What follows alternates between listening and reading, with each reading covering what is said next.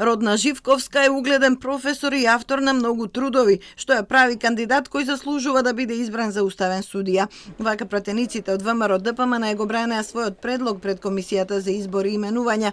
Владеачките партии не ги оспоруваат незините професорски вредности, но ја сметаат и неа и незиното семејство за партиски определени, таа како донатор на ВМРО ДПМН, а незиниот син како председавач на Советот на кисела вода. Има објавено повеќе монографии, учебници, учебни помагали и коментари на закони. Значи, професорката е апсолутно подготвена за да биде уставен судија. Ако некој работи на закони, во подготовка на закони, изработка на закони, оценка на закони и така, мислам дека ќе има можност и да врши оценка на тие закони во доколку биде изберена како уставен судија. Не се работи за аполитична особа, не се работи за професионалец кој што нема додирни точки со политиката, туку напротив, јавноста мора да знае дека професорот Родна Живковска, повторно ќе кажам, на 14 февруари 2020 година има уплатено донација на сметка на ВМРО ДПМН.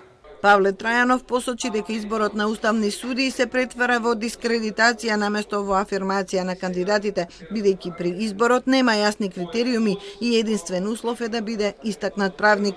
Проблематичен начинот на предлагање.